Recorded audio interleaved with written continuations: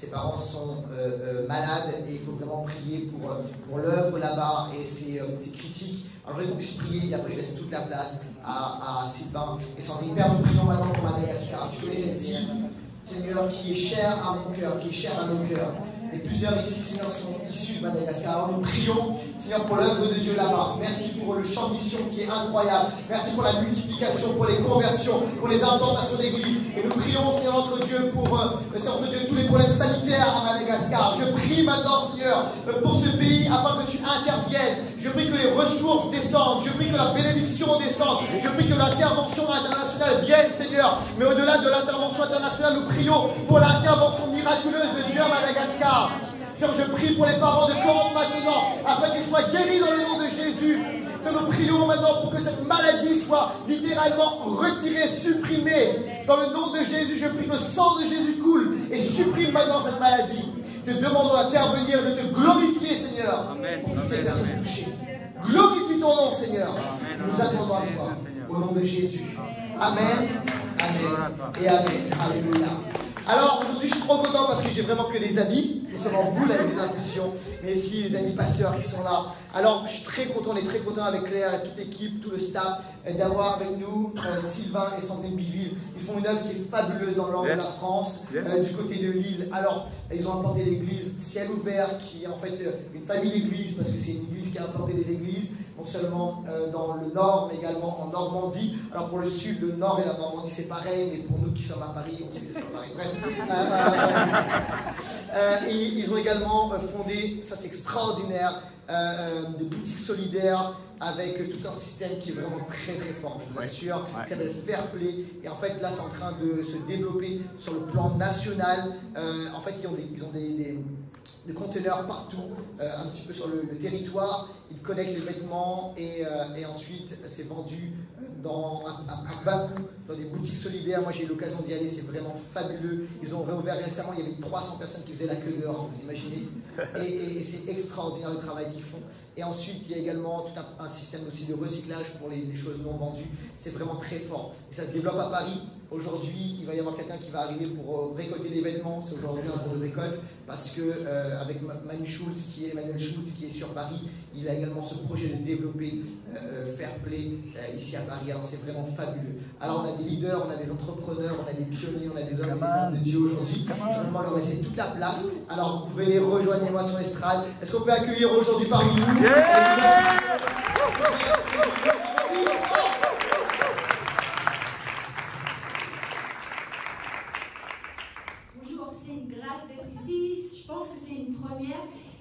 J'entends tellement Sylvain de parler de vous.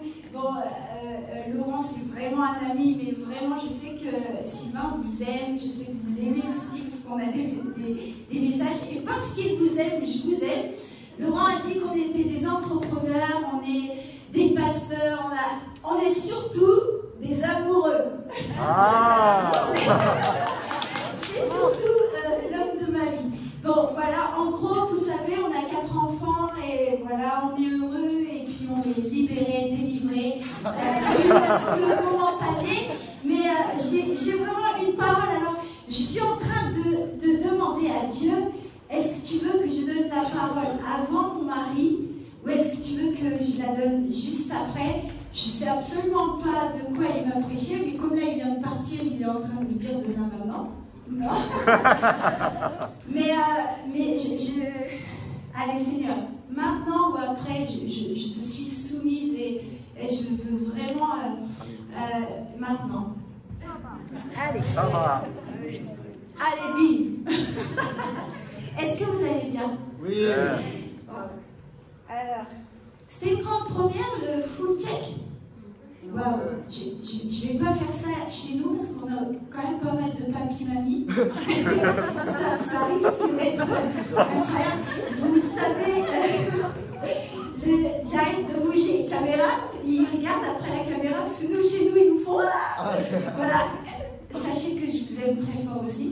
Et voilà, j'avais cette parole. Quand la louange a commencé, déjà, bravo l'équipe de louange, bravo toute l'équipe. Et je vous célèbre. Et ça ne serait pas comme ça si vous n'étiez pas là. Et à tous ceux qui ont envie de rejoindre, alors je crois qu'il va y avoir quelque chose encore plus grand ici.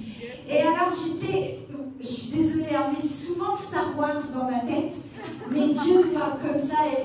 Et alors on était en train de louer Dieu, et d'un seul coup, j'ai vu la traversée de Moïse. Et à cet instant même, Dieu me dit, regarde-les, il y a tellement de peuples qui ont traversé dans la crainte et qui n'ont pas regardé ce qui était au sol. Parce qu'au sol, il y avait aussi des trésors cachés de l'océan. Et il dit, il y a tellement, vous allez me dire, elle est folle. Mais oui, peut-être. Mais je dis, ouais, Seigneur, qu'est-ce que tu veux dire? Il dit, tellement de peuples, tellement, le peuple de Dieu parfois est dans la crainte. Et vous savez, je ne vais pas prêcher, je promets, mais la joie, c'est vraiment une onction. La joie de l'Éternel, c'est quelque chose qui vient du ciel, c'est une donation, c'est une récompense. Et quand elle est sur nous, on n'a pas besoin de se la créer, on n'a pas besoin de chercher quelque chose de positif pour être en parfaite santé. La joie de l'Éternel, c'est une onction. Et la joie de l'Éternel, elle rend son peuple confiant, patient. Et alors, je suis en train de me dire, ouais, qu'est-ce que tu veux leur dire? Vous savez quoi? Eh bien, vous avez une grâce exceptionnelle. Parce que c'est comme si qu'il était inscrit sur cette église, ça va être simple. On entend des hommes de Dieu dire « Ah, c'est pas facile, à l'église on prie pour ça, mais on n'obtient pas. » Mais en fait, c'est simple. Quand on est dans les voies de Dieu, quand on a la joie de l'Éternel, quand on a la patience, c'est grave, c'est simple. Et voilà, j'ai ce verset pour vous. C'est Job. Qu'est-ce que Job vient faire ici? On a dit que c'était simple. Non, c'est la promesse qu'il a. Et je déclare cette promesse pour maintenant. Et je déclare aussi que tout ce que Dieu a libéré pour un jour comme aujourd'hui, eh ben, on va s'en emparer au nom de Jésus. Amen. Il n'y a rien qu'on va laisser. Soyons fous, soyons, on dit quoi? Soyons violents ce matin, on ne laisse rien. Tout ce que tu as délié, Seigneur, pour nous, on s'en empare dans l'autorité du nom de Jésus. Alors, tu te plairas auprès du Dieu très grand, tu lèveras vers lui un visage confiant. Amen. Hey, je dit, si vraiment tu n'es pas encore trop confiant, j'ai la foi que si tu cries, hey, t'attrapes ta confiance. Ok. Alors, tu te plairas auprès du Dieu très grand, tu lèveras vers lui un visage confiant. Il ne manquera pas d'écouter ta prière et tu pourras alors t'acquitter de tes vœux. Quoi que tu décides, cela réussira. Tout sera clair pour toi sur la voie que tu suis. On voudra t'humilier. C'est pas un problème. On voudra t'humilier, mais tu diras debout, car Dieu donne son aide à celui qui est humble. Alléluia. Église Impulsion, je te le dis, c'est vraiment dans la simplicité que les choses vont arriver. Les choses vont vraiment arriver. Maintenant, je laisse la place à l'homme de ma vie. Je t'aime, mais il est en train de me dire désinfecte le micro. On va se rouler l'argette. Ce soir, on fait lit à part.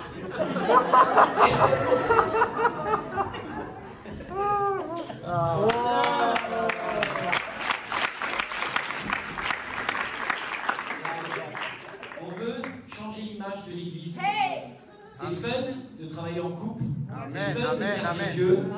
Et on va être les gens les plus heureux de la vie. Qu'est-ce que vous voulez transmettre autour de vous? Une religion, une relation. Et juste pendant qu'on louait Dieu, c'est pas mon message parce que je vais essayer d'aller vite. Parce qu'il y a des choses qui s'enseignent, mais il y a des choses qui s'attrapent. Alors, je ne veux pas vous enseigner cet après-midi parce que vous pouvez aller sur YouTube, vous tapez recherche, puis vous avez des enseignements où vous voulez. Mais moi, je veux que vous puissiez attraper des choses par la foi et vous les approprier dans vos vies. Amen. Pour qu'en sortant de cet endroit, vous soyez convaincus de votre identité en Jésus-Christ et ce à quoi Dieu vous appelle. Amen. Parce que vous êtes là et il y a ici les œuvres préparées d'avance. Et entre deux, il y a Éphésiens 3:20, or à celui qui peut faire infiniment au-delà de ce que nous demandons et pensons. Et en fait, c'est pas une question de ce qui se passe dans le monde, c'est une question de qu'est-ce qui se passe à l'intérieur de toi qui va faire que tu vas atteindre ce que Dieu a déjà préparé. T'as pas à crier fort, t'as pas comme si on était aux toilettes à se forcer pour l'appel de Dieu. Il faut juste à s'aligner à la volonté de Dieu et à l'obéissance de sa parole, afin que simplement tes yeux puissent s'ouvrir sur ce à quoi Dieu t'appelle de faire. Alors j'ai une série qui s'appelle Réveille-toi. Je vais donner une introduction du premier point, et après je vais aller dans le deuxième point où le thème de cet après-midi c'est Réveille. Quels sont les domaines? En fait, c'est réveille ton courage. Et quels sont les domaines dans ta vie où tu dois apprendre à devenir courageux? Oh, amen, amen. Il y a eu un ouah là. Il y a eu un ouah. Bon, qui m'a jamais entendu prêcher? Qui m'a déjà entendu prêcher? Qui ne veut pas que je prêche? Ah, ça va, alors je peux continuer.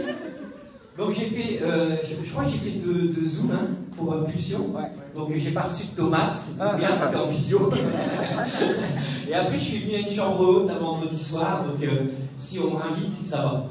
Rassurez-vous, je pense. Juste pendant qu'on louait Dieu, en fait, dans Acte 2, j'ai fait un slide sur l'écran.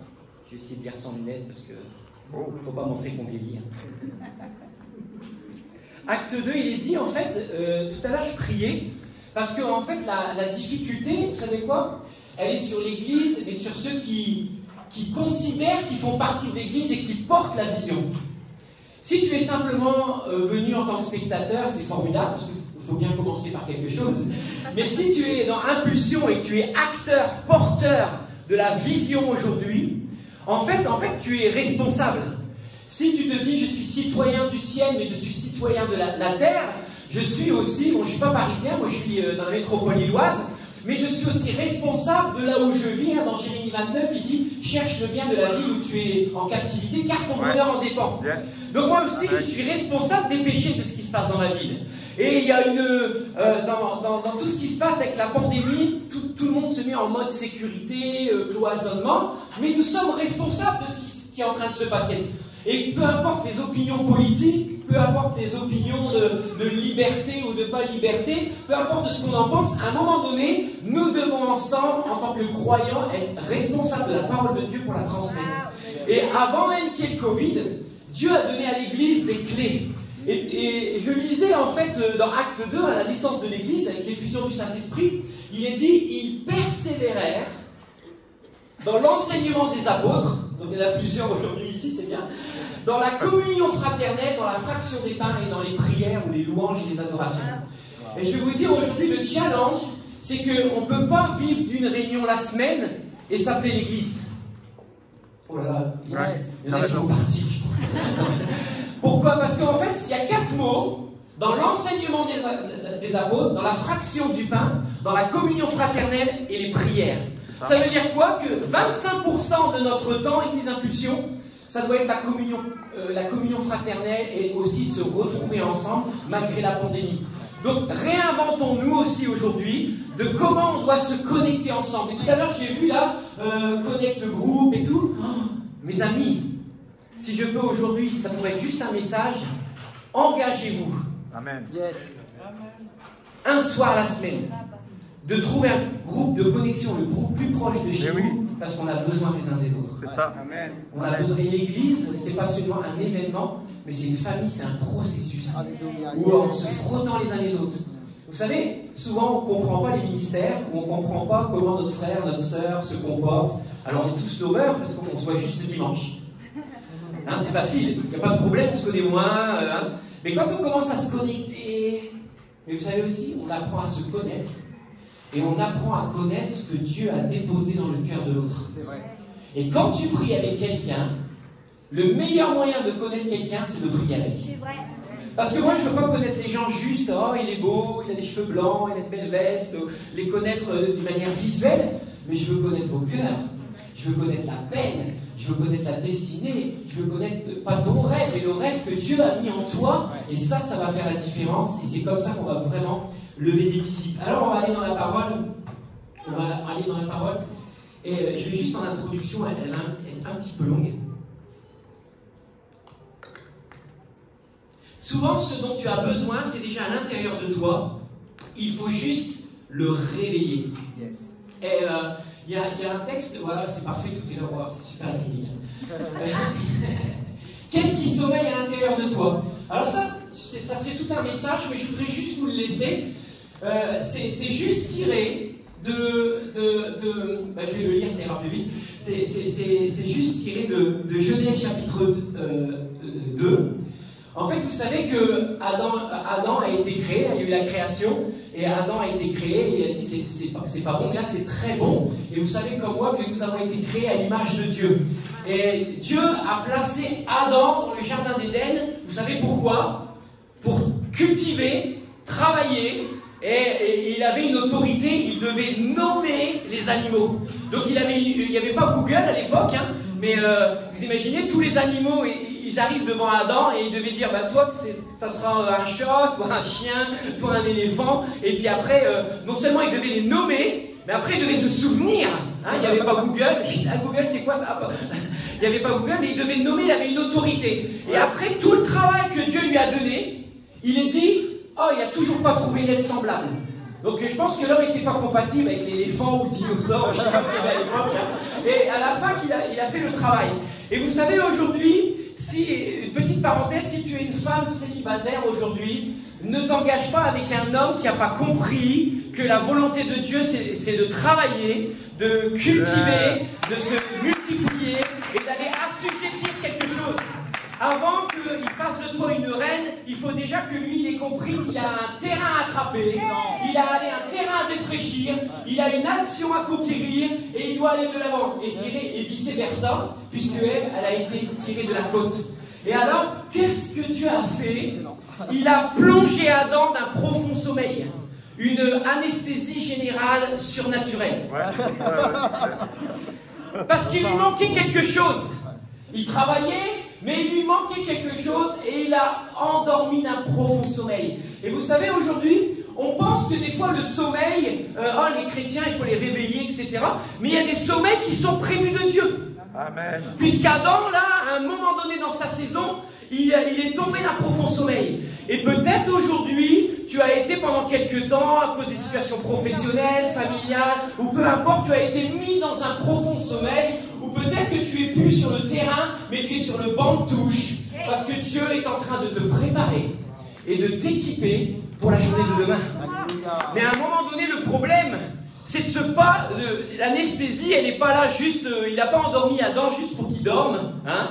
Et puis il a endormi parce qu'il y avait un but. Excellent.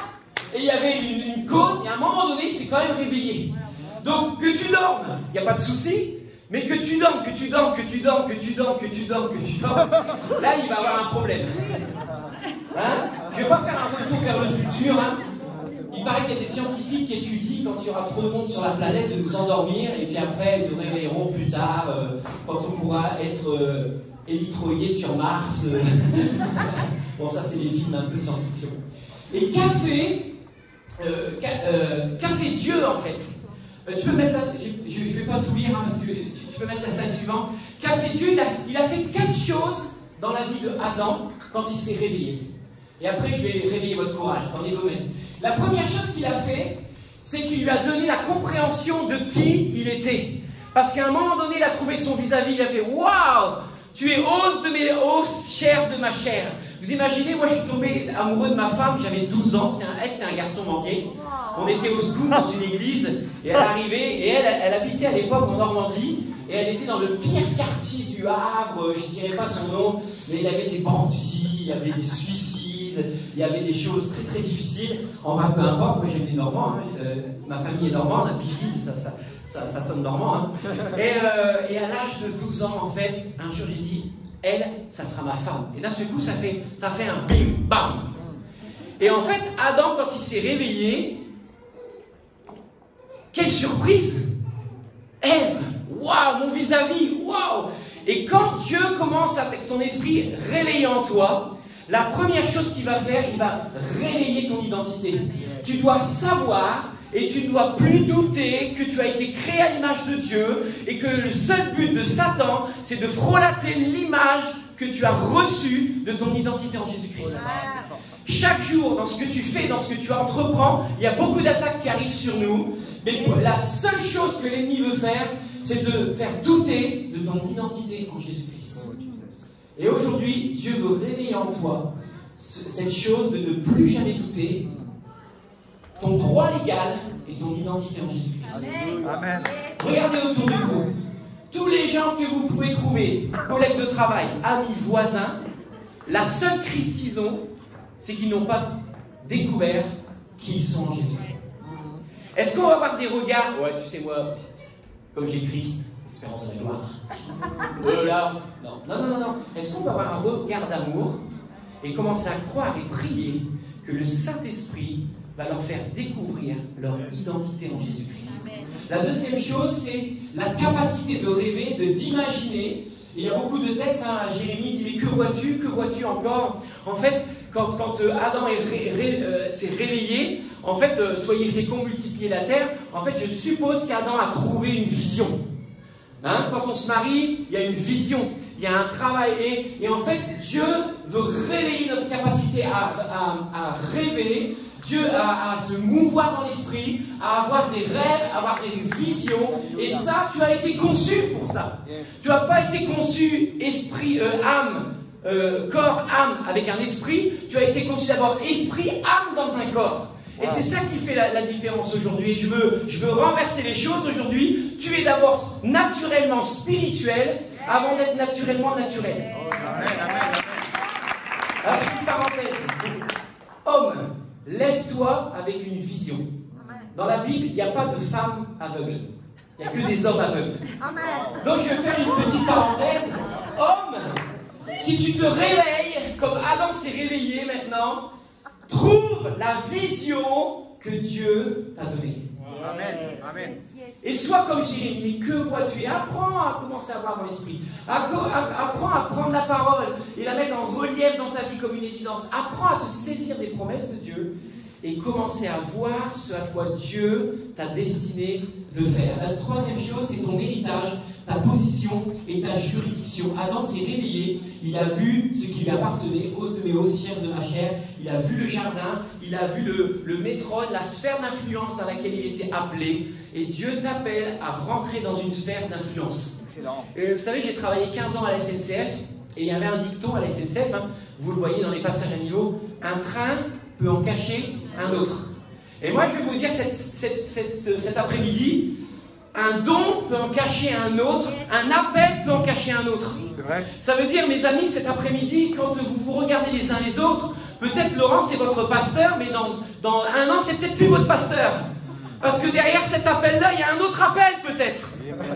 Et peut-être quelqu'un d'autre va se lever ici, et peut-être ici, vous savez, je suis en train de parler, mais peut-être ici, je suis en train de parler à des gens qui vont peut-être implanter 3, 5, 10 églises. Peut-être qu'il va y avoir des friperies solidaires comme nous. Et moi, quand je regarde mon appel, en 2002, je suis parti, j'ai tout vendu, je suis parti en métropole lilloise pour implanter une église.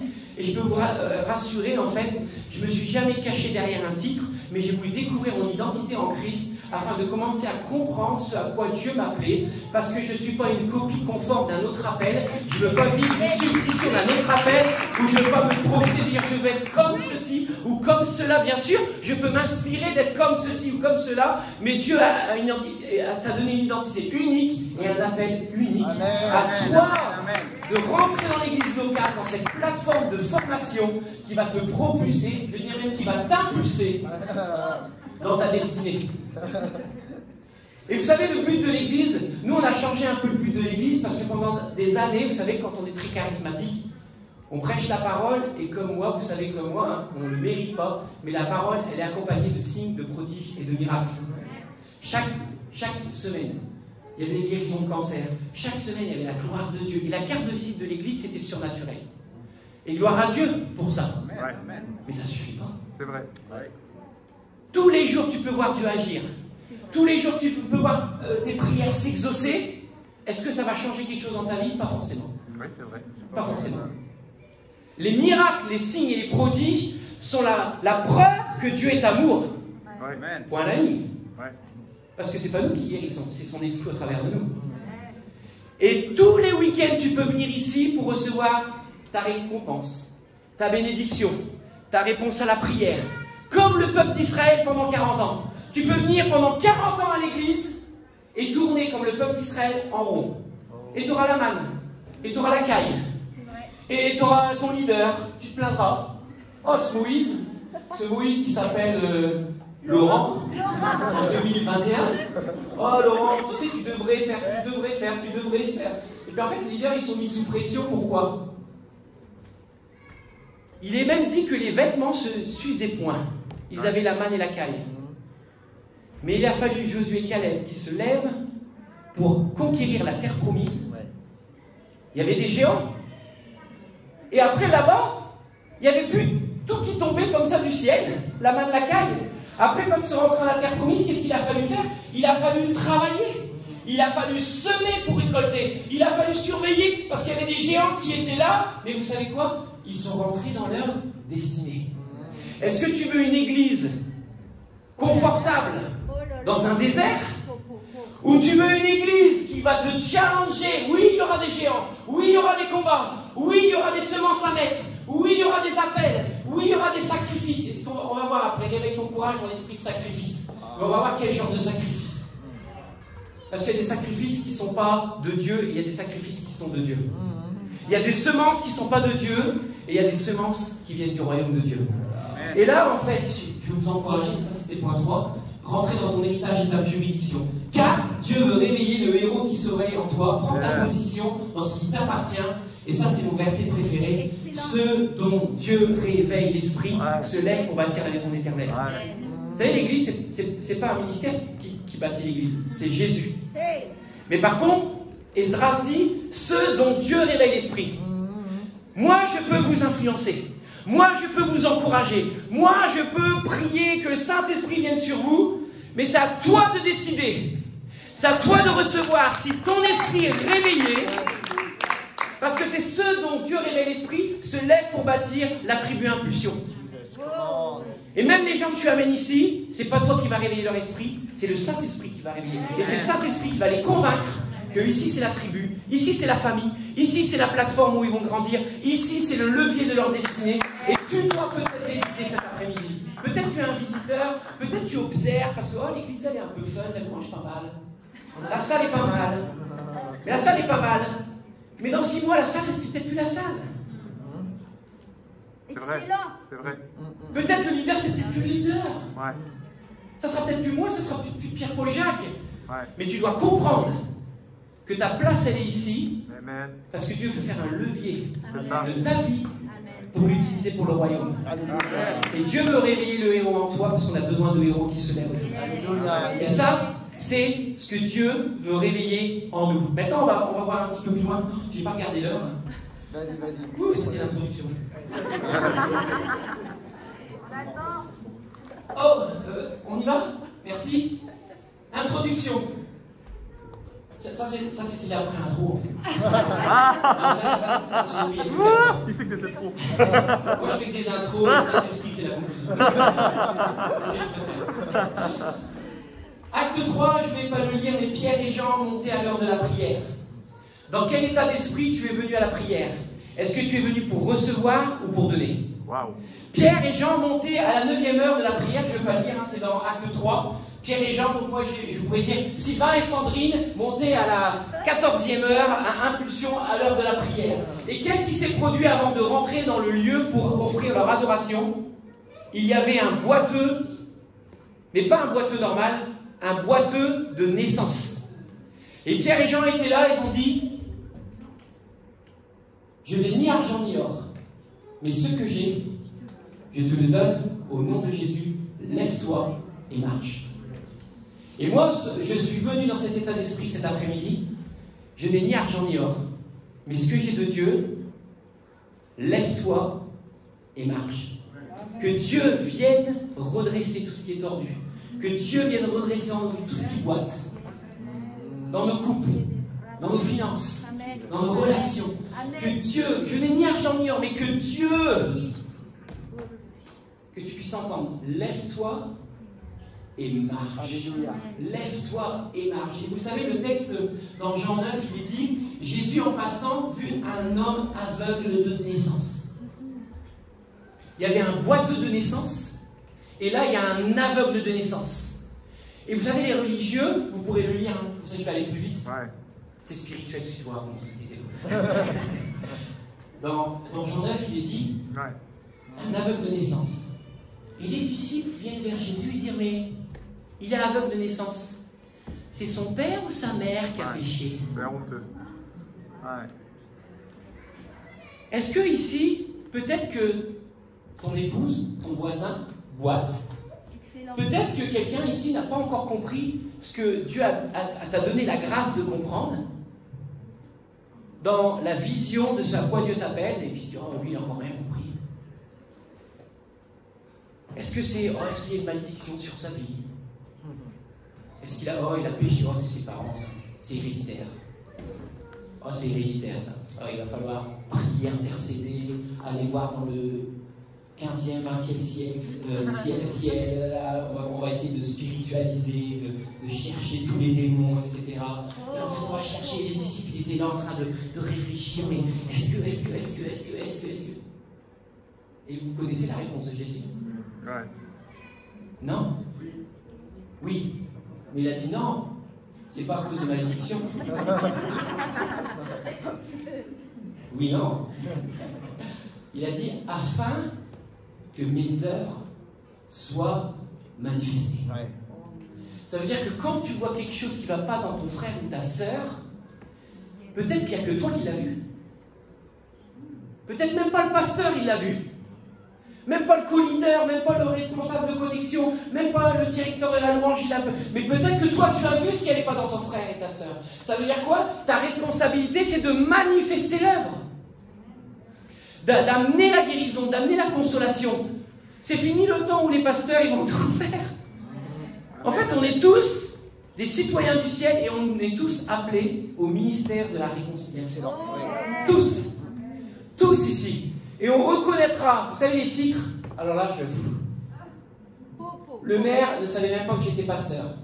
J'ai attendu de faire des œuvres d'abord, puis un jour ça a été mis dans le journal que le gars qui était chef de gare, il est devenu faire les pauvres, et puis après, c'est aussi un pasteur. Heureusement que parce que je ne voulais pas arriver dans la ville et faire bonjour, je suis pasteur. Non, non. Moi, je voulais d'abord servir la ville, qui est du fruit, qui a un impact. Et après, on allait dire, on fait que... Mais vous savez, les titres, c'est pas important. Parce que moi, je vais dans la rue. Je peux reconnaître un pommier quand c'est des pommes dessus. Excellent. Mais je suis pas botaniste. Mettez-moi devant un arbre, je ne pourrais pas vous dire si c'est des poires, des pommes, des cerises. Mais quand il y a le fruit, Amen. Je vous promets que je sais. Amen. J'ai 10 sur 10 à ma sauce. Et en fait, dans l'église, c'est exactement la même chose. Ouais. N'essayons pas de jouer à chercher des postes, des positions, des statures, etc. Mais fais ce que Dieu te demande de faire et reconnaîtra l'arbre au fruit. Et ça sera une telle évidence, une telle cohérence, une telle évidence. Et Éphésiens 5,15, il est dit, en fait, c'est pour cela qu'il est dit, réveille-toi, toi qui dors, lève-toi d'entre les morts, et Christ t'éclairera. Amen. Qui veut être éclairé par Christ? Amen. Christ, c'est aussi l'onction. Jésus s'appelait Jésus, et après le baptême, le Saint-Esprit est descendu, et à ce moment-là, il s'appelait Jésus-Christ. Ça veut dire Jésus, le oint. Ouais.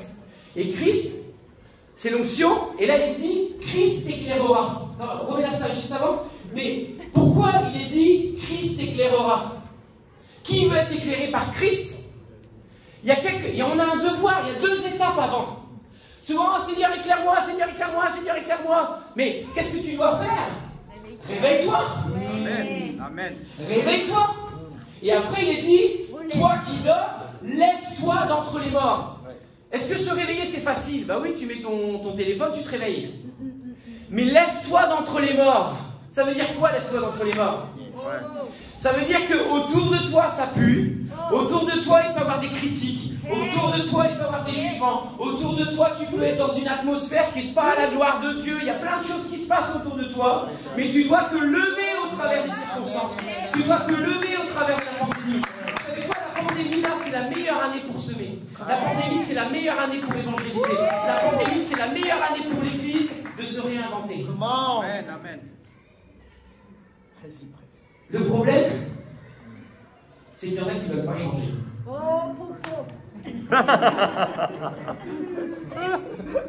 on va avancer comme ça. Je vais expliquer pourquoi. On y va. Premier domaine, paf.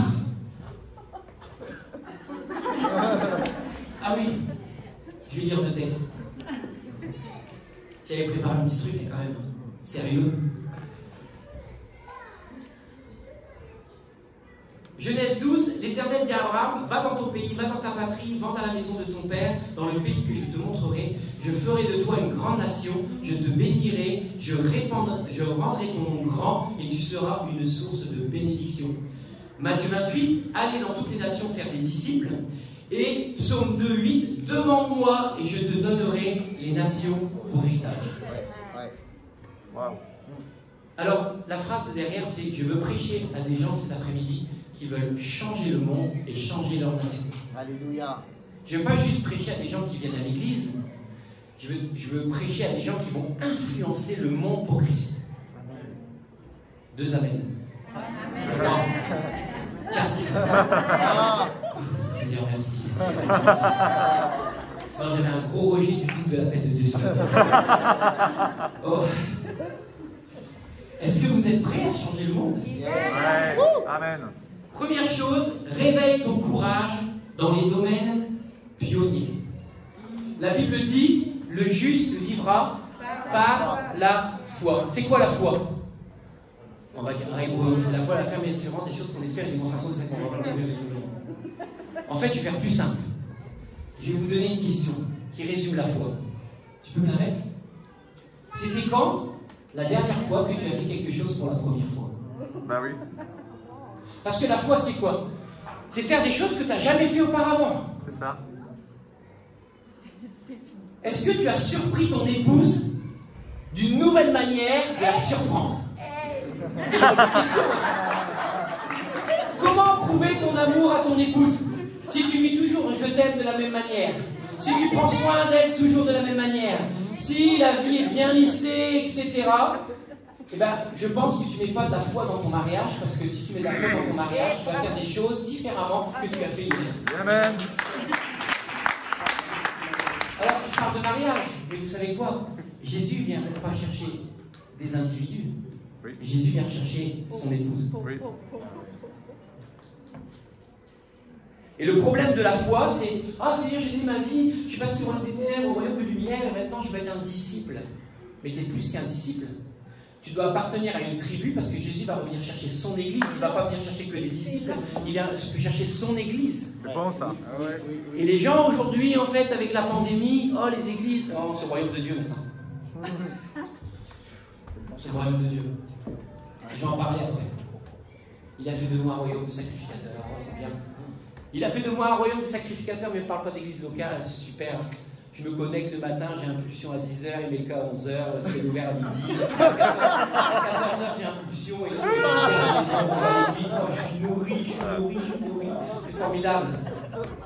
Mais où est la redevabilité? Où est la crédibilité? Où est l'âme que tu vas sauver demain? Où tu vas la mettre? Trop fort. Où tu vas amener celle que... En fait, je vais être dur avec vous. Hein. Mais n'amenez pas quelqu'un à Jésus si vous ne savez pas l'emmener après. Ah oui. Parce qu'elle va vivre une déception et elle va dire c'est ça les chrétiens? C'est ça les chrétiens? Et elle va faire oui. Jamais christianisme, jamais. C'est ça. Oh là là. Parce que amener quelqu'un à Christ seulement, c'est faire un événement. Amener quelqu'un dans le royaume de Dieu, ça c'est différent. Amen. Amener quelqu'un dans l'église locale, c'est le rendre sécure que Jésus va venir chercher son épouse et il en fera partie. Ça change la différence. Ça change la différence. Alors, est-ce qu'on va avoir du courage, malgré les tempêtes de l'église aujourd'hui, de dire moi j'ai pas peur. Moi aujourd'hui, j'ai pas peur de faire partie du réseau ciel ouvert.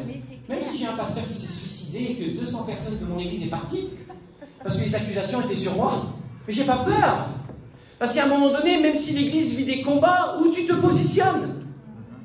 Parce que si tu ne te positionnes pas, l'ennemi va se positionner en toi. Et si tu ne te positionnes pas, en fait, à un moment donné, eh ben, qu'est-ce que ça va produire, en fait? Ça va donner la crédibilité aux gens du monde, au lieu de donner la crédibilité de Christ en toi. Moi, j'avais pas prévu de dire ça, pardon. Alors, Vas-y. Ok, réveille ton courage dans les domaines pionniers. C'est la foi. Vous savez, dans Genèse 11, Terah, le père d'Abraham, il est dit, vous le lirez, en Genèse 11, 31, il dit, ils vinrent demeurer à Haran. Donc Haran, ça veut dire une montagne très sec. Et Terah s'établit, il s'est fixé là et il meurt. Ça veut dire que, ça veut dire quoi en fait?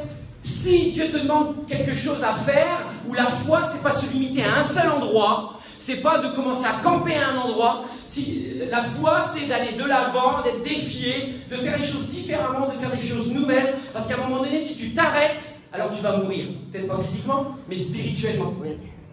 Et tu dois garder cet élan, garder cette foi. Et Moïse, dans Hébreux 11, il dit, c'est par la foi que Moïse devena grand.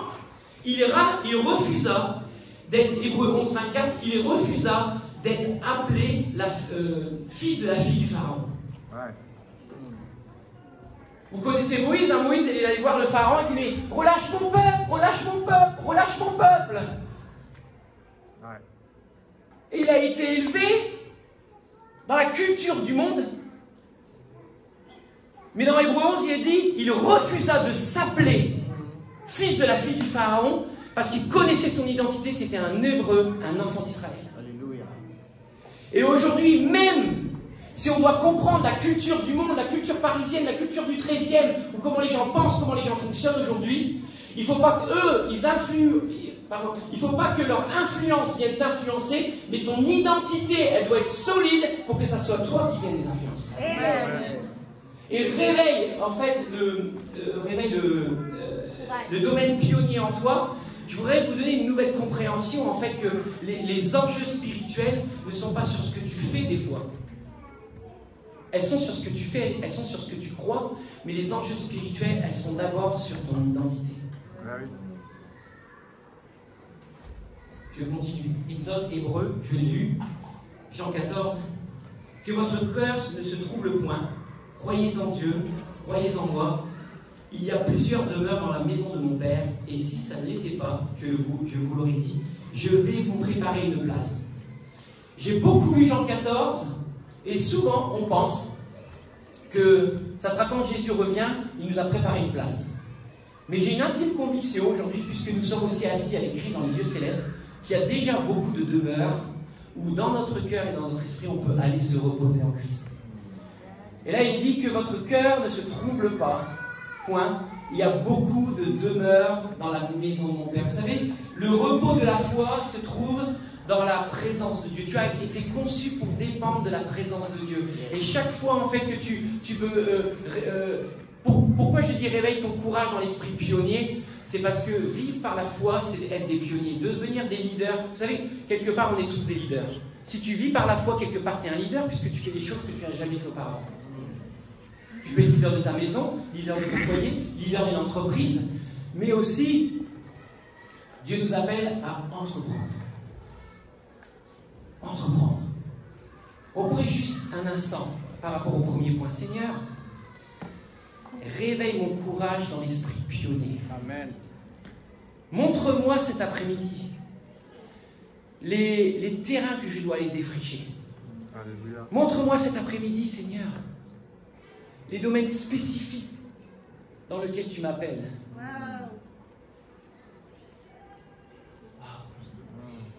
Seigneur, je te prie que tu réveilles notre courage dans la créativité. Seigneur, que l'Église ensemble, c'est pas seulement quelque chose, moi, ma destinée, mais que même l'Église Impulsion, alors que les prières montent, un autel est là devant toi, Seigneur, qu'il y ait une onction corporative et tu amènes les dons, les talents, les ministères, dont tout ce dont l'Église Impulsion a besoin, Seigneur, et qu'il y ait comme un prototype, que l'Église Impulsion devienne un prototype. Seigneur, une Église, pas futuriste, mais une Église pertinente, prophétique, qui se développe d'une manière exponentielle. Seigneur, qu'il ne soit pas dans l'addition, mais la multiplication de disciples, la multiplication d'enfantements, de projets, Seigneur, au nom de Jésus. Le point 2, je vais avancer parce que l'heure va être difficile à suivre.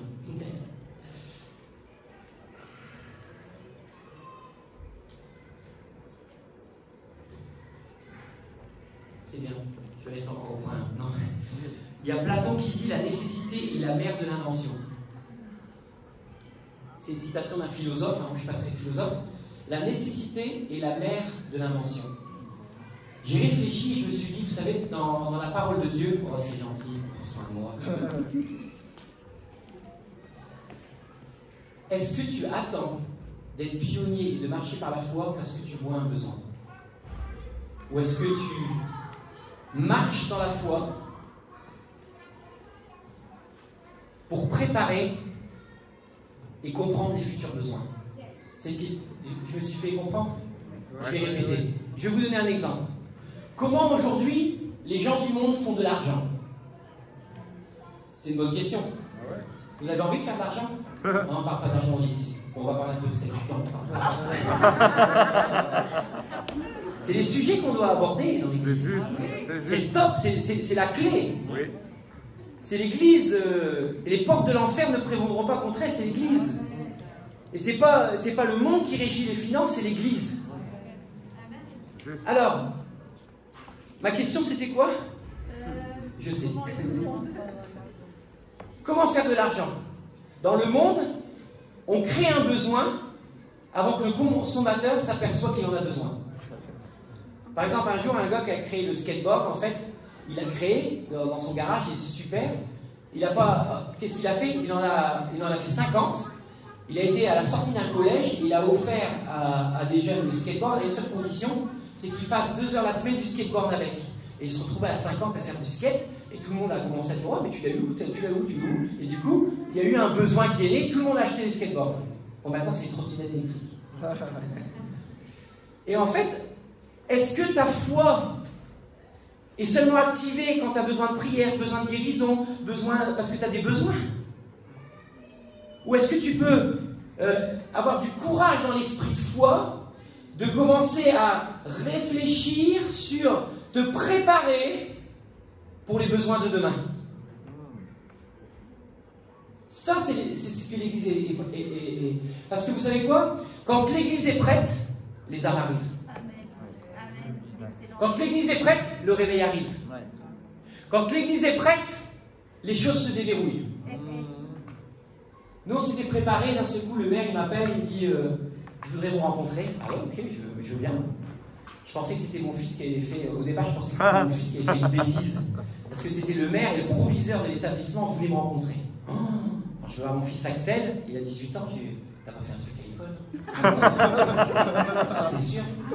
Donne-moi ton cahier, je veux voir, il n'y a pas de mots dedans. Pourquoi j'ai 18 ans, je suis majeur maintenant. Mais justement, je veux voir ton cahier. Et j'arrive, il y a le proviseur et l'adjoint au maire, je dis bonjour. Ah bon, c'est pas pour votre fils? Ah ok.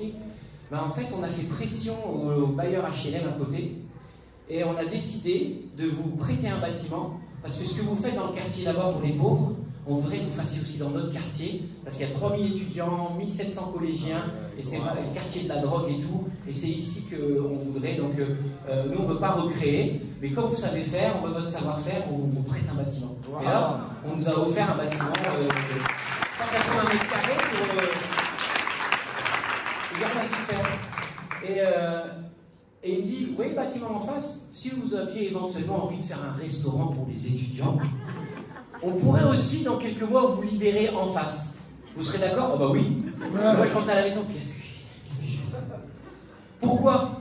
Parce que je ne suis pas prêt.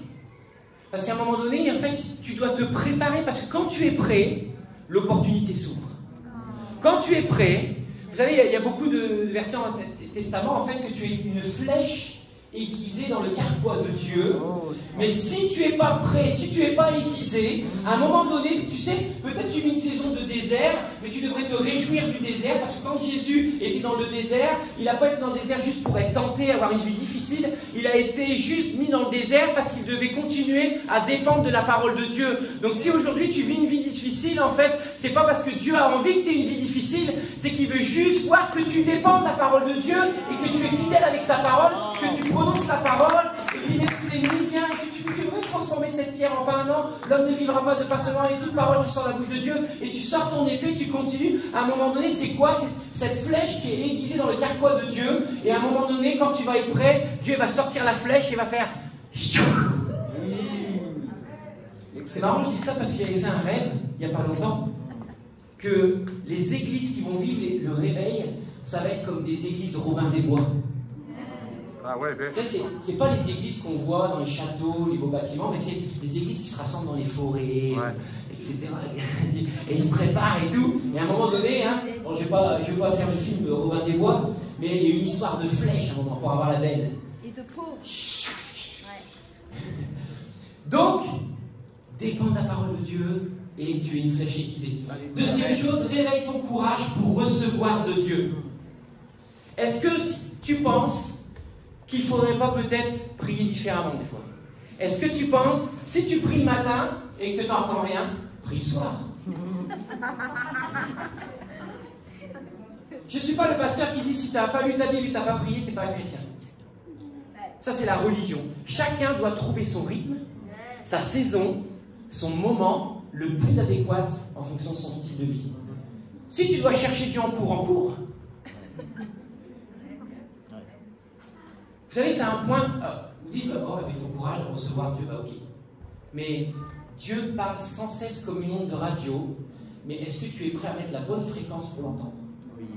Est-ce que c'est les préoccupations du monde qui sont supérieures ou réveille ton courage à recevoir et entendre de Dieu? Chaque jour, il veut parler. Chaque jour, il veut amener une révélation. Chaque jour, il veut toucher ton cœur. Là, j'ai noté le point suivant, c'est dans réveille ton courage, c'est porte ta croix avec élégance pour le bon témoignage. Je ne base pas ma vie uniquement sur les faits ou les circonstances, mais sur les promesses de Dieu. Pourquoi je voudrais vous parler de réveiller ton courage, d'en recevoir de Dieu? Parce que, vous savez, je ne sais pas si j'ai lu sur la slide suivante par rapport au verset de... Tu peux me... Non? Alors c'est sur mes notes, c'est pas grave. En fait, je voudrais juste... Peut-être ça paraît un peu bizarre ce que je veux partir, mais Matthieu 26, il est dit, alors Jésus dit à ses disciples, si quelqu'un veut venir à moi, qu'il renonce à lui-même, qu'il se charge de sa croix, qu'il me suive. Donc on m'appelle, ça c'est pas Jésus. Souvent, porter sa croix dans le milieu chrétien, c'est mal compris. Et comment réveiller son courage pour entendre Dieu? Il faut que tu comprennes que quand tu as une peine, où tu n'as même pas la force de chercher Dieu, Dieu le sait. Si tu es disciple et tu suis Jésus et tu portes la croix, Dieu connaît tes souffrances, Dieu connaît ton cœur, Dieu connaît des fois les situations les plus invraisemblables dans lesquelles tu es en train de vivre. Mais est-ce que tu veux que Dieu ait l'image? En fait, est-ce que tu donnes l'image à Dieu ou l'image autour de toi de « Oh, tu sais, je suis pasteur, la vie est dure, j'ai des critiques, et tu portes la croix, etc. » Vous savez, la croix, c'est pas un fardeau. La croix, porter sa croix, c'est quand tu portes sa croix, ça veut dire non pas ma volonté, mais la tienne. Ouais, c'est ça. La croix, c'est un passage. C'est pas un lieu de pèlerinage. C'est pas seulement le lieu du lavage. Oh, pardonne mes péchés, pardonne mes péchés. Et j'ai recommencé. La Bible a dit même le juste pêche 7 fois par jour. Donc vous imaginez, tous les jours on devrait aller à la croix. Ouais. La croix, c'est un passage, c'est pas un lieu où on se présente.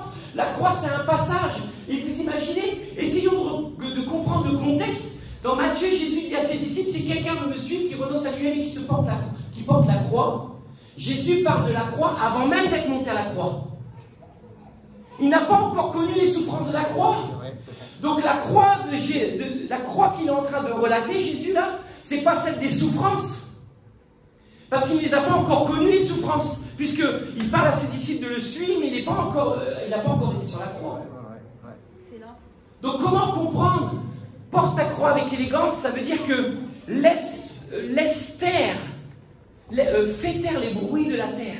Fais taire les mensonges de l'ennemi sur tes situations. Des fois, fais taire tes besoins. Porte ta croix avec élégance. Vous savez, si aujourd'hui je ne portais pas ma croix avec élégance, je ne donnerais même pas goût à mes enfants de servir Dieu. C'est vrai. Parce que les pressions dans lesquelles tu vis aujourd'hui, les autres te regardent. Est-ce que tu donnes une image que vivre le christianisme, c'est quelque chose de dur? J'imagine Claire, elle pourrait dire oh, mon mari maintenant, l'église grandit, j'ai 2 enfants bas âge à la maison, en plus j'ai mon boulot, oh là là. Puis elle a dit bonjour avec son sourire, son élégance. Elle porte sa croix avec élégance. Et je pense qu'elle pourrait faire un message de toutes les turbulences en une semaine qui se passent, entre le boulot. En fait, quand je vois ces enfants, c'était les 2 filles, quand elles étaient petites, elles étaient speed comme ça. Et au moment où on disait il faut qu'ils soient calmes, ils nous affichent en public, du style vous savez pas élever vos enfants. Ouais. On invitait des gens importants, des gens clés, à table à la maison, on briefait les enfants, attention, hein, alors, attention, tu dis bonjour aux gens, tu dis gentil, tu n'interromps pas les conversations à table, tu dis merci maman quand elle passe le plat, tu dis on les briefe. Le carnage. Le carnage. Comme si c'était fait exprès. Mais c'est la vie. Ça. Vous savez, vider la vaisselle ou mettre la lessive dans la machine, c'est aussi spirituel que de venir à l'église. Ah, Seigneur, j'ai des enfants en bas âge, je ne peux pas te servir, mais tu sais quoi? Tu peux le servir, mais différemment. Tu peux être là en train de mettre ta vaisselle dans la vaisselle comme moi je fais dans la semaine, parce que Sandrine, elle travaille plus dur que moi. Elle est plus partie de la maison, donc c'est moi qui fais les repas. Enfin, t'es un pauvre, ouais, je fais les repas. Je nourris les pauvres tous les mardis. Ouais, je suis sur le terrain. Mais c'est pas toi de faire ça. Ah, ok. T'as peut-être raison, mais moi j'aime les gens. J'aime le contact. Seigneur, j'ai décidé de porter ma croix avec élégance. Yes. Vous savez pourquoi je vous dis ça? Parce que Dieu ne veut pas notre pitié. Tu veux prendre le courage d'entendre Dieu. Vous imaginez, le rapport de Dieu avec nous, c'est le Père et le Fils. Si je voyais mes fils tout le temps venir, papa, est-ce qu'on peut faire des filles, papa? Il se fait. Au bout d'un moment, tu fais, les gars, allez dans vos chambres, faites ce que vous voulez, mais lâchez-moi. Et le Père, il répondrait ça. Mais si tu portes ta croix avec élégance, si tu portes tes fardeaux, non, pas vos volontés, mais la tienne, Seigneur, j'avance, Seigneur, et je sais que tu me donnes le courage. Je sais, Seigneur, que malgré les critiques ou des fois les jalousies autour de moi, mais en tout cas, c'est une question de toi et moi, c'est pas une question de eux, c'est une question de toi et moi. Et j'ai décidé de porter ma croix avec élégance. Penses-tu pas que Dieu le sait, ça? Oui. Et là, il vient parler. Dans ta voiture, paf, la gloire de Dieu, elle descend. Peut-être c'est sur ton vélo et moi, je vais aller m'oxygéner un peu et d'un seul coup, le Saint-Esprit vient parler comme ça. Est-ce que tu es prêt à lever ton courage pour entendre Dieu? Vous savez, des fois, ça prend 1/1000 de seconde. C'est juste une disposition de cœur et de pensée. Est-ce qu'on peut se lever le matin et dire, Seigneur, mais je te soumets ma journée, je te soumets mes pensées, non pas ma volonté, mais la tienne, mais en tout cas, je suis à l'écoute de ton esprit. Saint-Esprit, tu es mon associé, tu es à mes côtés aujourd'hui, et j'ai décidé aujourd'hui de tout faire en ayant conscience de ta présence à tes côtés. Quand tu as conscience que tout ce que tu fais, la présence de Dieu est à tes côtés, je peux te garantir que le soir, avant que tu te couches, tu auras une telle proximité de la présence de Dieu que tu diras, mais cette journée-là, elle a un impact pour l'éternité. Un impact pour l'éternité. Et je prie cet après-midi que Dieu révèle votre courage à désirer avoir faim et soif de Dieu. Il dit, heureux ceux qui ont faim et soif, car ils seront rassasiés. Waouh, quelle promesse de Dieu. Waouh, Josué, fortifie-toi, prends courage. Je te donnerai ce peuple en possession, etc. Hein. Je ne t'ai pas dit cet ordre, fortifie-toi, prends courage. Je voudrais dire pourquoi, en fait, le courage a altéré, le courage de recevoir de Dieu peut être altéré à cause du rejet. Et si tu es leader, peut-être dans une entreprise ou d'une église, ou tu es un bâtisseur, en fait, beaucoup de leaders et de bâtisseurs, je veux vous aider, vous préparer, vous allez souffrir d'être rejeté. Et l'ennemi va tout faire pour vous rejeter, parce que quand on se sent rejeté, en fait, on a une dualité en nous. Comme on vit une injustice, la première chose à qui on en veut, ça va être peut-être Dieu. Mais si tu commences à dire, ah mais c'est, ah Seigneur, t'as vu, bah, quelque part tu l'as permis, tu me le fais subir, etc. Donc en fait, la première cause du rejet, c'est l'ennemi qui veut te séparer de la présence de Dieu. Et beaucoup de leaders, vous pouvez lire toute la vie de Moïse, il s'est senti rejeté, parce que lui, il avait la pression des décisions, parce qu'il avait un peuple à diriger, et il était face, et il devait apprendre les directives de Dieu, et des fois on est tous, je suis sûr ici tous, on pourrait écrire des pressions qu'on a parce qu'on doit prendre des décisions des fois financières, des décisions relationnelles. On a tous des fois des croisées de chemin, on doit prendre des décisions. Et à ce moment-là, vous savez quoi, comme par hasard, l'ennemi il arrive comme ça et il va te amener une petite dose de rejet pour que tu puisses simplement en vouloir à Dieu. Et comme tu en veux à Dieu, en fait, cette inimitié va te séparer de sa présence. Et là, lui, il dit, j'ai gagné, ça y est. Et comme il est retiré de la présence, il va faire des choix humains, il va faire des choix dans la chair, et je l'ai attrapé. Et je voudrais juste vous encourager. Pourquoi les leaders et les bâtisseurs sont-ils rejetés? Parce qu'ils mettent les autres au défi de changer leur manière de vivre. Lorsqu'un leader commence à dire à la société que je vis avec un Dieu qui est saint, que je désire vivre dans la sainteté, que l'avortement est un péché, que de coucher avant le mariage c'est pas bon, de travailler d'une manière non déclarée c'est pas bon, et que le peuple n'aime pas entendre ces choses-là, parce que certaines personnes du peuple veulent rester vivre dans la médiocrité, au mieux de payer le prix de l'obéissance. Et à cause de cela, en fait, ils sont pas prêts à recevoir les critiques, simplement parce qu'ils n'aiment pas écouter qu'ils doivent changer. Et en fait, quand tu souffres du rejet, c'est parce qu'en fait, tu es en train de porter la gloire, tu es en train de porter l'onction qui va changer les choses. L'évangile, c'est quelque chose qui vient changer les choses. La puissance de l'évangile, c'est source de salut pour quiconque le croit. C'est quoi? C'est que d'un seul coup, quand tu portes la gloire de Dieu, c'est pour venir changer les choses. Et la seule arme de l'ennemi, c'est amener du rejet pour que tu puisses avoir soit une crise identitaire, et dire peut-être que c'est peut-être pas le moment, ou etc. Et en fait, je vais te dire, garde-toi solide dans ton identité en Christ. Garde-toi solide dans ton identité en Christ. Parce que, en fait, la pire chose, les gens ne veulent pas changer. Ils préfèrent rester dans quelque chose qu'ils connaissent de sécure que d'aller dans quelque chose de glorieux, mais qu'ils ne savent pas encore. Mais si tu vis dans la foi c'est la ferme assurance des choses que tu espères. Et qu'est-ce que tu espères? Christ en moi, l'espérance de l'amour. Donc si Christ vit en toi aujourd'hui, ce que tu espères, c'est sa parole, c'est son onction, c'est lui qui vit en toi. Et c'est lui qui t'amène ces choses-là. J'avance, 4, 3. Oui, je vais par terre. Réveille ton courage pour construire et servir. Te construire, te former. Vous savez, l'Église peut avoir une croissance numérique, mais la plus belle croissance, c'est organique. C'est que Christ grandit en moi. Wow. Parce que si Christ grandit en moi, il grandit aussi dans les autres. On peut faire du nombre, mais Christ grandit en moi. La croix, c'est un passage et pas seulement le lavage. Je voudrais, comment relater rapidement réveiller ton courage pour construire?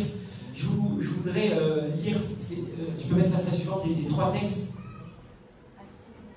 À celui qui nous aime, qui nous a délivrés de nos péchés par son sang, il a fait de nous un royaume, des sacrificateurs pour Dieu son Père. À lui soit la gloire au siècle des siècles. Amen. Il a fait de nous des sacrificateurs pour Dieu son Père. À lui soit la gloire au siècle des siècles. J'en ai parlé tout à l'heure. Est-ce que tu sers ton don ou tu sers celui qui donne les dons? Quelle échelle de valeur nous devons amener dans nos vies pour servir?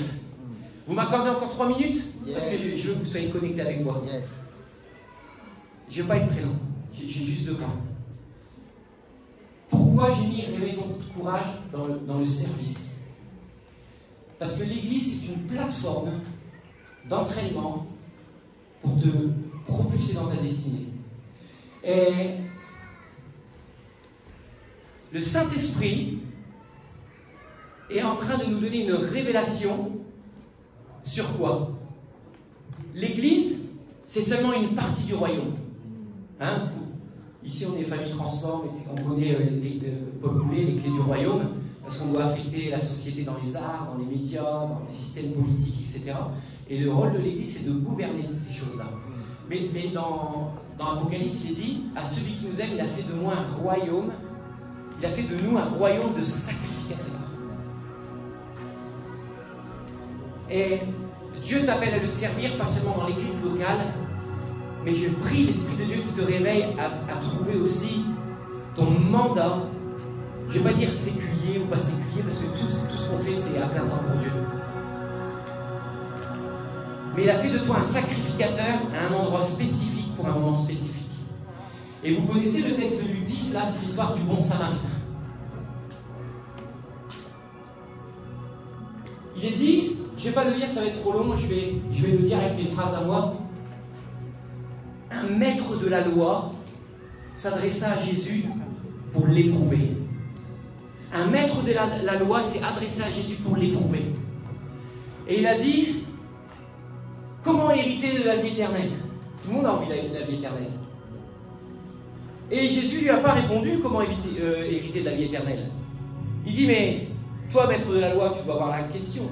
Et le maître de la loi lui répond, oui, tu adoreras le Seigneur de tout ton cœur, de toute ton âme, de toute ta force, et tu aimeras ton prochain comme toi-même. Oui, tu as bien dit. Et il demande à Jésus, mais qui est mon prochain? Qui est mon prochain? Et Jésus lui répond par la parabole du bon samaritain. Il dit, il y a eu un homme qui était là en voyage et il a été rué de coups, presque mis pour mort. C'est quelque chose de sérieux, je veux dire. Rué de coups, pris pour mort. Et là, il y a un homme qui passe, le premier homme qui passe devant l'homme qui est mort. C'était qui? Un prêtre sacrificateur. Il a fait de nous un royaume de sacrificateurs. Mais quel genre de sacrificateur on est? Est-ce qu'on est des sacrificateurs dans le royaume de Dieu quand on va avoir une urgence ou un besoin? On va passer outre et dire non, moi, mon appel, c'est de prêcher, c'est d'aller faire des sacrifices, des holocaustes, des offrandes à Dieu. Excellent. La deuxième personne, c'était le lévite. Wow. C'est quoi un lévite? C'est celui qui travaille dans la maison de Dieu, c'est celui qui ferait le chemin dans l'adoration, c'est celui qui est appelé à amener la gloire de la présence de Dieu. Est-ce que ta fonction de sacrificateur et de lévite passera au-dessus des priorités et des urgences que Dieu est en train de te montrer? Parce que la Bible dit que quand tu nourris un pauvre, quand tu vêtis quelqu'un qui en a le besoin, elle dit, si vous faites cela à l'un de mes plus petits, c'est à moi que vous le faites. Vous savez, aujourd'hui, je pourrais arrêter le ministère pour aider les pauvres. Je sais que ce n'est pas ce que Dieu veut. Mais aujourd'hui, si l'Église ne se lève pas, il y a une fracture sociale qui arrive. Il y a une vraie fracture sociale qui arrive aujourd'hui. Mais je sais, parce que je le vis, quand tu t'occupes de l'un des plus petits, Dieu le voit, et il amène des choses tellement surnaturelles. Je ne pourrais pas vous dire toutes les choses de surnaturelles que j'ai dans ma vie. Parce qu'il y a des choses que je vous raconterai aujourd'hui, peut-être que vous ne me croirez même pas. Les gens diraient non, non, c'est un extraterrestre ou il doit mentir. Ou alors, pendant des années, on a dit oh, lui, il exagère. Il a vu ça, mais c'est pas ça. Quand tu t'occupes de l'un des plus petits, des insignifiants de ce monde, tu déverrouilles et tu accélères ta propre destinée. Tu déverrouilles et tu accélères ta propre destinée. Que Dieu lève des sacrificateurs, que Dieu lève des lévites, mais pas au détriment des besoins du prochain. Pas au détriment du prochain. Bon, je vais prier pour cela.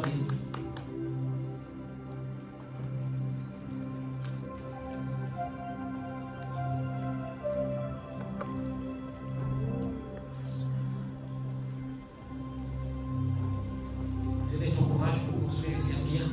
Je voudrais aussi vous. Je reprends encore le point 3 juste ce moment. Au petit déjeuner, on aime les œufs et bacon. Réveille ton courage pour servir, mais soit pas que œuf, ou soit pas que bacon. Je m'explique. L'œuf, c'est la poule qui a contribué. Le bacon, il y a eu un sacrifice. Il y a quelqu'un qui est mort pour avoir le bacon. C'est-à-dire que quand tu dois te réveiller dans le courage pour servir, tu dois discerner les moments où tu dois te sacrifier, comme sacrificateur, où tu dois discerner les moments où tu dois simplement contribuer à que d'autres se lèvent dans le sacrifice. Mais tu ne peux pas être que bacon. Tu ne peux pas te sacrifier partout. Tu peux pas. Si tu manges que du bacon, il manque un truc au petit-déj. Il faut un peu du jaune d'œuf avec la sauce, ça glisse un peu mieux. Avec le petit pain là. Et le grand problème, c'est qu'il y a des gens qui veulent juste contribuer. Et tous les dimanches, ils sont comme la poule, ils viennent mettre l'œuf. Plouf, plouf. Pasteur, je mets mon offrande. Plouf. Pasteur, je fais juste ma dîme. Pouf, ils pondent l'œuf. Ils contribuent. C'est bien. Et après, je vois dans l'église des gens mais qui se sacrifient. Et au service de Dieu, ils sacrifient leur vie de famille. Ils sacrifient leur argent, ils sacrifient tout. Mais je vais dire, trouve la sagesse et l'équilibre dans le royaume de Dieu entre l'œuf et le bacon. Tu peux pas être l'un ou l'autre, mais tu dois trouver les moments spécifiques où tu dois amener ton sacrifice. Et ça coûte, ça prend une vie, ça prend des fois de l'énergie, ça prend du temps, ça prend de l'argent. Et tu dois discerner les moments aussi où Dieu te dit non là, c'est pas mon rôle. Et par contre, je peux contribuer, je peux donner. Je peux donner une idée, je peux donner financièrement, je peux donner aussi le fait de connaître quelqu'un que je vais envoyer à ma place pour que l'œuvre s'accomplisse. Et la dernière chose, ça tombe bien, on va louer Dieu, c'est réveille ton courage dans la proclamation. Vous savez, le seul moyen de résister aux résistances de l'ennemi, c'est d'ouvrir ta bouche. Amen, amen, amen. Est-ce que tu peux réveiller ton courage de proclamer la parole de Dieu? Vous savez, il est dit que celui qui s'appuie sur la parole de Dieu trouve dans son cœur des chemins tout tracés. Ça veut dire que si tu appuies, mais tu t'appuies sur quoi? Mais si ton cœur s'appuie sur la parole de Dieu, les révélations ne viennent pas forcément du ciel, les révélations sont dans ton cœur déjà. Quand je parlais de réveiller ton courage, vous savez, si je vous donnais tous un post-it cet après-midi et vous me faites l'inventaire de ce qu'il y a dans votre congélateur, vous serez surpris de me dire « Oh, mais j'avais pas, mais oh, c'est vrai, il me reste une dinde de 2016, ou alors il reste 3 pizzas ou 15 pizzas, ça fait 2 ans qu'ils sont dans le congélateur. » Dieu a déversé des dons en toi, des capacités. Dieu a mis des paroles prophétiques en toi qui sont en sommeil. Et en fait, quand tu réveilles ton courage dans la proclamation, tu proclames les promesses de Dieu, de la parole, tu proclames les promesses de Dieu qui ont été formulées sur ta vie. Est-ce que Dieu a oublié? Non. Est-ce que Dieu est menteur? Non. Mais Dieu aime qu'on lui rappelle les promesses, parce que quand tu lui rappelles les promesses, en fait, tu es en train de t'établir dans la stature de Christ, et tu es en train de t'établir sur la parole de Dieu, et quand les autres entendent, en fait, tu es en train de changer l'atmosphère qui est autour de toi, et tu amènes, en fait, la capacité de Christ dans ton être intérieur. Et je vais terminer par ce texte, et c'est un des mentors qui a partagé ça cette semaine, et je voulais juste lire ce texte dans Job. Job 22-28, je sais pas, oui c'est parfait. À tes résolutions répondra le succès, sur tes sentiers brillera la lumière. Et une autre version, traduite d'anglais, c'est tu décrèteras aussi une chose, elle sera établie, et la lumière poindra sur tes voies. Si ton chemin est tortueux, si ton chemin est brumeux, si ton chemin autour de toi, tu dis, je ne sais pas où je dois aller, qu'est-ce qui se passe? Alors, ton travail aujourd'hui, c'est de réveiller ton courage dans la proclamation en disant, tu décrèteras aussi une chose, elle sera établie, et la lumière brillera sur mes voies. Donc ça veut dire quoi? C'est pas les circonstances, c'est pas ma belle-mère, c'est pas mon compte en banque qui fait que ma vie est floue devant moi, c'est en fonction de ce que je dis et ce que je crois et je prononce de la parole de Dieu. Et les églises fortes aujourd'hui, c'est pas seulement parce qu'il y a un pasteur fort, c'est parce qu'il y a un peuple qui a compris que chaque jour il a autorité sur ce qu'il proclame. Amen, amen, amen. La seule chose aujourd'hui, c'est est-ce que tu vas juste penser ou est-ce que tu vas ouvrir ta bouche et proclamer? Vous savez, on va finir la boucle. La foi, c'est quoi? La foi, c'est la ferme assurance des choses qu'on espère, mais il est dit aussi, la foi vient de ce qu'on entend, et ce qu'on entend vient de la parole de Dieu. Quand tu commences à proclamer la parole, tu vas l'entendre, et en fait, plus tu proclames la parole, plus tu grandis dans la foi, parce que tu entends la parole. Oh, t'as des soucis, Laurent? Je pense fort à toi. T'inquiète, tout va bien. C'est ce qu'on voit dans les réseaux. Oh, il t'arrive quelque chose. Oh, t'inquiète, on pense fort à toi. Est-ce que penser fort à quelqu'un, ça va changer quelque chose? Ah, je pense fort à toi. Je vais aux toilettes, je pense fort à toi. Non. Les Français, c'est les opinions, les pensées, la philosophie. Ça, c'est le côté un peu français qu'il faut qu'on change. Mais si tu es français, mais dans le royaume de Dieu, tu as compris que si tu réveilles ton courage dans la parole, la proclamation, tu deviens ce que tu proclames. J'étais venu juste pour ça, cet après-midi. Pour réveiller votre courage. Réveiller votre courage. Parce que, je sais pas, ma femme, elle pourrait prophétiser, je sais pas, c'était une idée. La mort et la vie sont au pouvoir de la langue. Quiconque aime en mangera de ses fruits. Vous savez, le psaume, le proverbe 18, la mort et la vie sont au pouvoir de la langue. Quiconque l'aime mangera de ses fruits. Vous connaissez le verset suivant? Celui qui trouve une femme trouve le bonheur. Je dis, mais on passe du coq à l'âne. Celui qui a la parole mange ses fruits. Celui qui trouve une femme. Non, mais la Bible, des fois. Mais non, en fait. Celui qui trouve le bonheur, celui qui trouve une femme, trouve le bonheur. Qui est la femme aujourd'hui? C'est l'Église aussi. Qui est l'épouse? C'est l'Église. Si tu trouves l'Église, tu trouves le bonheur. Parce que ma parole, plus la parole de Greg, plus la parole de Jean Rupi, son épouse, ta parole, plus ma parole, plus ma parole, plus ta parole, plus ma parole, ça devient un décret royaux. Amen, qui établit le royaume sur la terre. Il faut que tu comprennes que cet après-midi, je vais finir, mais que tes paroles ne sont pas juste pour toi, elles ne dépendent pas de toi, mais elles dépendent aussi de la génération future, de ce que tu es en train d'engendrer, de ce que tu es en train de créer, de ce que l'Église Impulsion est en train de créer. Chaque groupe connexion, chaque prière qui va se passer dans les groupes connexion, qu'est-ce qui va se produire? Une onction qui va grandir. Et Dieu va commencer à établir son royaume dans les arts, dans les médias, dans les systèmes politiques, dans les entreprises. Oh, merci Seigneur. Père, merci. Amen, amen. Que nous ne restons pas endormis comme Adam, mais je sais, Saint-Esprit, que tu réveilles notre courage cet après-midi. Tu réveilles notre courage. Tu réveilles notre courage, Père. Je vais prier la prière de Paul. Père, tu illumines les yeux de nos cœurs, afin que nous puissions voir l'héritage qui s'attache à notre appel. Et l'infinie grandeur de notre de ta puissance. Père, tu réveilles. Tu réveilles notre courage. Est-ce que tu peux mettre juste ta main sur ta tête et tu vas te prophétiser? Je décide d'être courageux. Dans la foi, dans le service. Au nom de Jésus. Au nom de Jésus. Père, j'appelle du nord, du sud, de l'est, de l'ouest de cette région parisienne, toutes les personnes qui doivent joindre l'impulsion. Au nom de Jésus. J'appelle encore les bâtiments, pas le bâtiment, mais les bâtiments. C'est-à-dire les outils nécessaires à cette vision. J'appelle parce qu'à cause de la vision, la provision arrive. Commencez à ouvrir vos yeux spirituels. Soyez des Jérémie. Que vois-tu encore? Allez, que vois-tu encore? Que les prophètes de cette église se lèvent et commencent à voir dans l'esprit. Réveille ta capacité de voir. Réveille ta capacité de comprendre.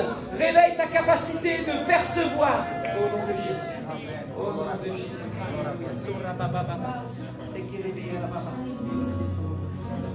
J'ai demandé à Laurent, m'a dit oui, je crois vraiment que le groupe là de Notre Musicien, vous allez vous agrandir, mais il y a vraiment une vision. Comme j'ai vu comme une école. Wow. Et ce que Dieu me disait, c'est que, vous savez, de la même manière que nos pensées sont interconnectées avec le cœur, avec le corps. Si vous aviez des thérapeutes ou des psychologues, si on a ici, vous savez que les pensées sont interconnectées avec le corps, et tes pensées malades peuvent créer des maladies sur ton corps. Et je te dis, Église, ce qui va t'amener super loin, c'est de briser l'indifférence et l'individualisme. C'est le fait de déconnecter, il ne faut pas faire ça. Et ce que l'Éternel était en train de me dire, c'est, on a dit, celui qui s'occupe des plus petits, c'est comme si qui. Alors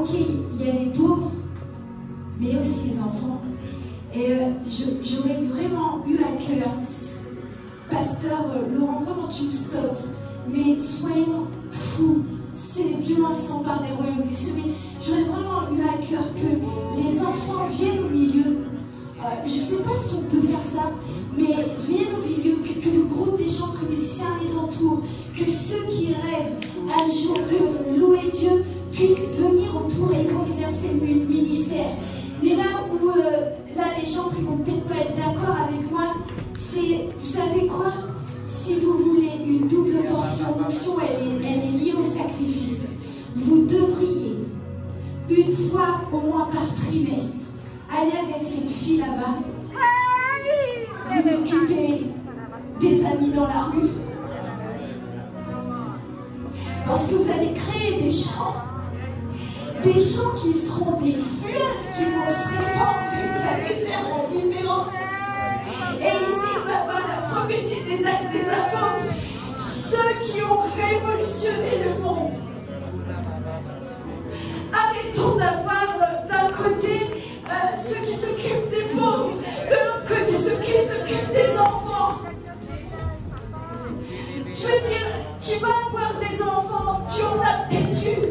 Alors va soulager ceux qui s'occupent des enfants, parce que ceux aussi, c'est les petits.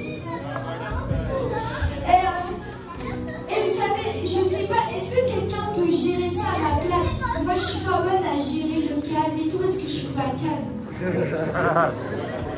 Mais vous savez, c'est maintenant qu'on doit les impacter. C'est maintenant qu'on doit leur donner l'aide. C'est maintenant que je refuse que cet enfant-là, il soit dans des groupes malsains, en train de jouer de la guitare, parce que tout de suite, on n'a pas implanté des bonnes graines dans sa vie. C'est maintenant qu'on doit leur donner le rêve et qu'on doit leur montrer que ceux qui sont sur la plateforme, ils sont aussi dans les rues à donner à manger aux pauvres.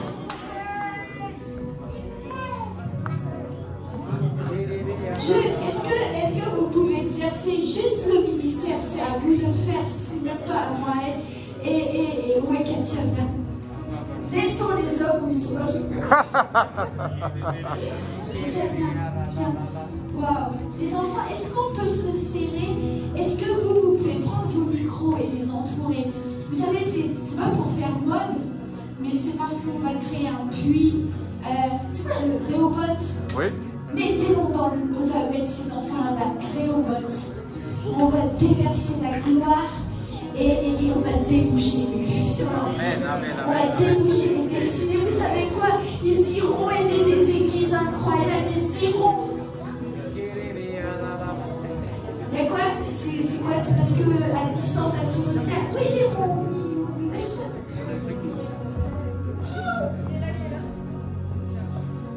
Pardon, je vais prendre le tien. On n'était pas là. Waouh, merci Jésus. Et parents, est-ce que tu peux lever les mains sur cette génération-là? Et vous savez, les chantres et musiciens vont vraiment libérer l'onction sur vos vies. Et je déclare une école de musique, une école prophétique, où même on entendra parler de ce qui se passe, et même des gens non chrétiens voudront mettre leurs enfants à cause de la qualité musicale. C'est juste parce que ceux qui créent, les Lévites ne sont pas ceux qui ne sont pas interconnectés avec le corps, ils sont ceux qui s'occupent de ce qui se passe dans l'arrière-cuisine. C'est comme ça que tout va bien. Waouh! Je ne sais plus quoi faire maintenant. Wow. Merci de ta présence, Jésus. Que ces fleuves de bénédiction se découlent dans toutes les églises. Peu importe les noms, impulsion, ciel ouvert, métanoïa, tous ceux que je connais, peu importe même ceux que je ne connais pas, cette option se déverse. Je brise l'indifférence dans les églises, dans les sphères d'activité, que chacun en soi on se soucie de ce que l'on fait. Est-ce qu'on peut lever les mains des enfants? Alléluia. Merci